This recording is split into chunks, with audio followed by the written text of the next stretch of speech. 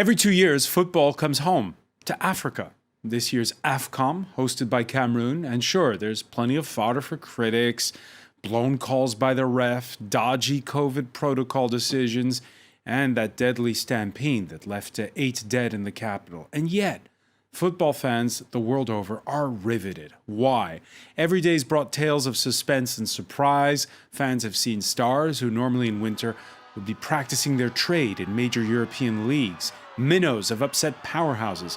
And there's all to play for in the build-up to this weekend's quarterfinals. In a world where sports is often polished, dare we ask if it's precisely because of the Africa Cup of Nations always has that potential to go off script that we love it so. Is it better than, say, the prospect of a World Cup in the artificial surroundings of Qatar next November?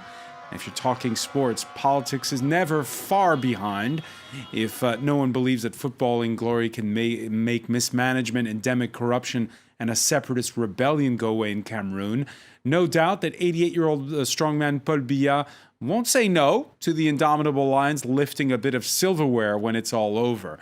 Today in the France 24 debate, we're looking at Africa's moment here. And with us from Yaoundé, France 24's sports editor, Simon Harding. How are you doing, Simon? Hi, Francois. Pleasure to be with you. Also in the Cameroonian capital, France 24 correspondent Claudia Insono. Thanks for joining us.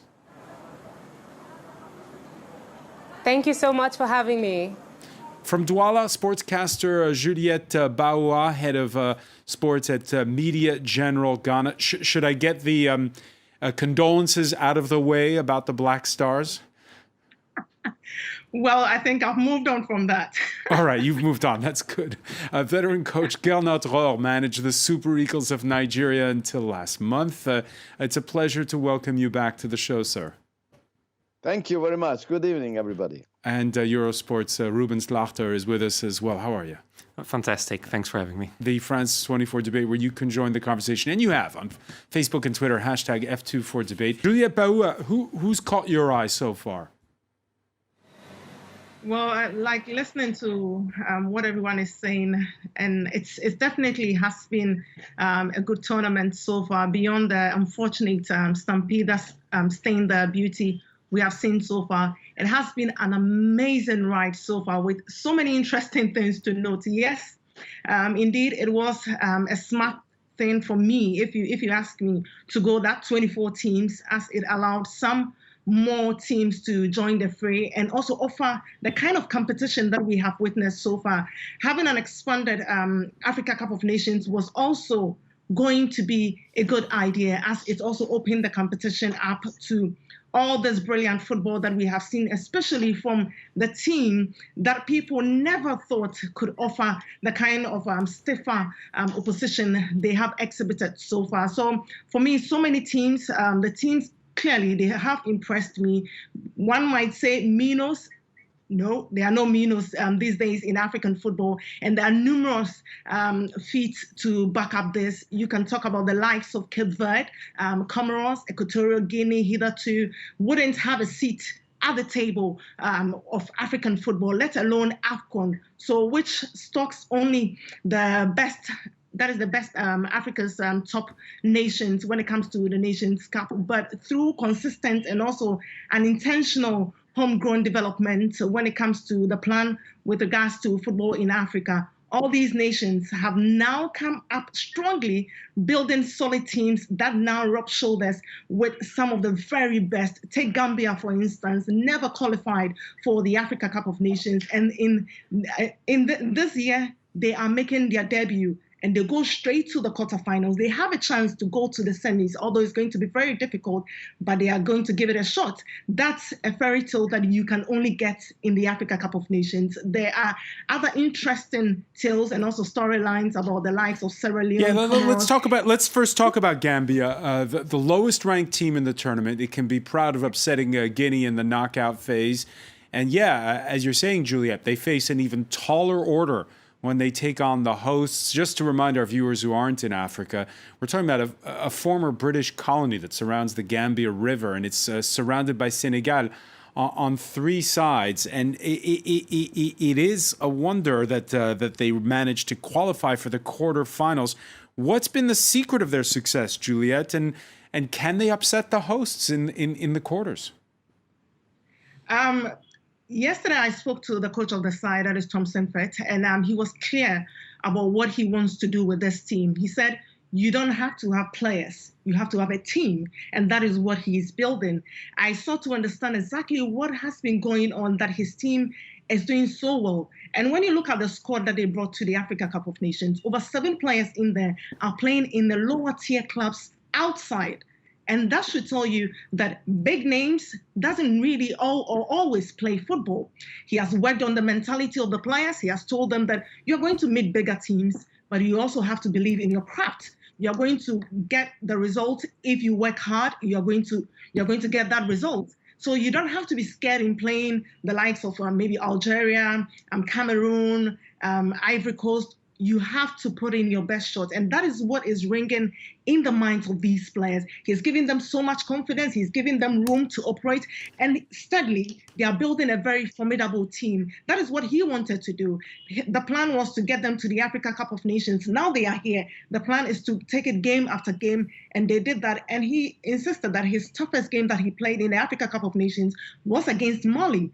And Mali is nowhere in the Nations Cup now. But Gambia is here. They have a very good opportunity to go again. I remember one thing I asked him last night, if maybe it's a bit ambitious, but if they are going to, or if they can upset the host nation and even go ahead to win the Nations Cup, he said something funny that this can only happen in PlayStation, but you never know. He's keeping to himself, and he's making sure to psych up the team. And the captain of the side, who plays in lower tier club in Switzerland, but nothing shows. You've seen his dedication, you've seen his deal, and that is the kind of mentality, that is the kind of dedication when it comes to the Africa Cup of Nations. You've seen how people are going crazy in Banjul. That is what the Nations Cup is about. This is what it brings joy to the people, it brings joy to the players and joy to the country as well. And it also improves the revenue and everything when it comes to the organization. So for me, I'm really eager to see how that is Gambia are going to play against the host Cameroon. Juliet Bawa, do you agree that maybe here in Europe, when we do the Euros, we'd be better going back to 16, but over in Africa, it would be even better if you went up to 32 teams? No, I think for the 24, I always thought that 16 was too small. It's for a selected few. But when you open it up, like you're saying, the Nations Cup is not just about football. It's a party for the countries as well. So like we've seen, the AFCON continues to be that gift that keeps giving. It has given everything from players who were unknown, and now everybody on everybody's lips, to names that have become or have gone on to become stars in their own right. So the value of the Africa Cup of Nations has steadily grown, and for good reason. So for me, if it's taken to 24 teams, why not? I've covered so many Nations Cup, and you will know that the interest has always been there from organization who see it as an essential part of the football calendar.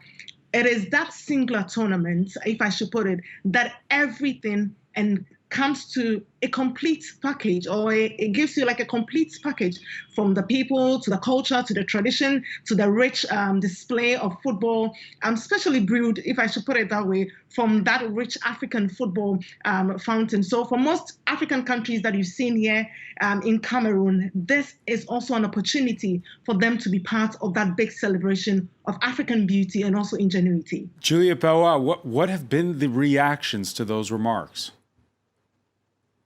I think here in Douala yesterday at the stadium, you could clearly see that so many of the journalists, everybody was talking about it. Even in WhatsApp groups, everybody, they didn't understand the correlation between Africans traveling on the sea, and also how it is going to help with a biennial World Cup, which it was quite confusing. But we also have to note that earlier, after that was said, about 3 hours or so, FIFA media released a statement from the president, and I quote, he says that he was taken out of context, or his speech was taken out of context. And he's saying that I wish to clarify that in my speech, my more general message was that everyone in a decision-making position has a responsibility to help improve situation of people around the world.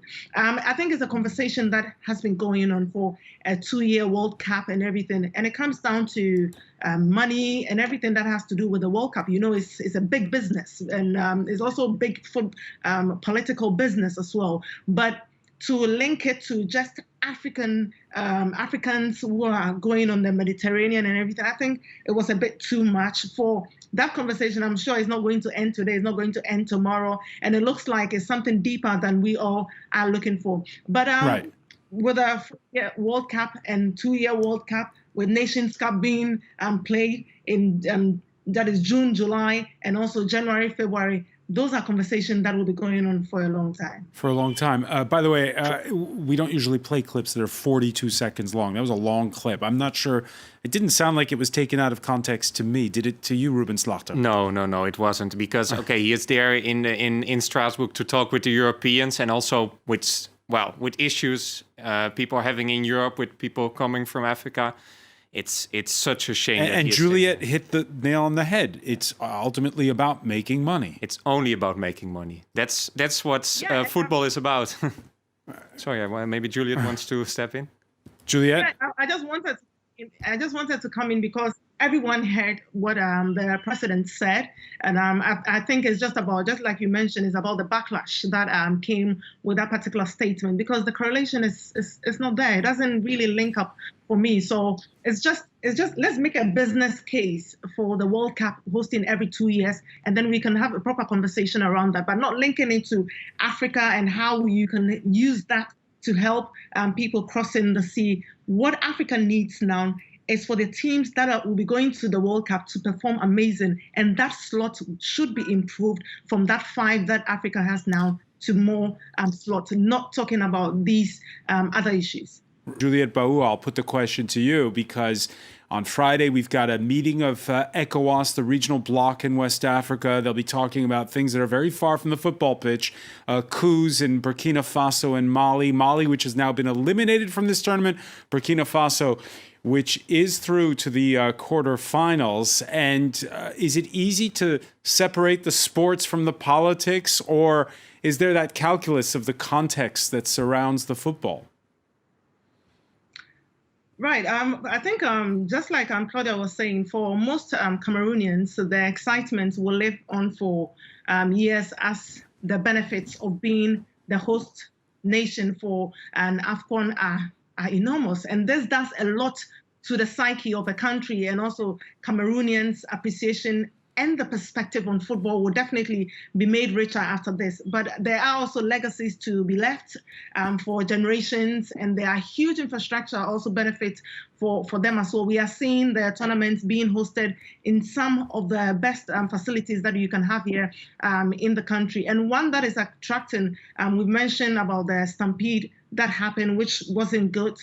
And the world's gaze now is on Cameroon, and that is also an opportunity that they want to make a statement with. And Burkina Faso, like rightly you mentioned, there's an absolute reason to believe that the team, or that should the team do well and possibly maybe win the trophy, there will be so much political capital and also meal made out of that, because football brings everyone together. And as to who takes the credit for that particular one, we wait to see. But for His Excellency Paul Biya, this tournament, I'm sure definitely is one he will cherish, and even more should the indomitable Lions win. As for what it does to the so-called pressure on him politically, football has a way of bringing joy to the people. Okay, so Juliet, we're out of time, so I'm going to go around the room and just in one word, I'm going to start with you. Who's going to win the tournament? It's going to be tough, but maybe Senegal or Cameroon. Senegal or Cameroon. Totally wrong. Ruben Slachter? We'll also go for Senegal. You'll also go for Senegal. Simon Harding? Morocco. Morocco, okay.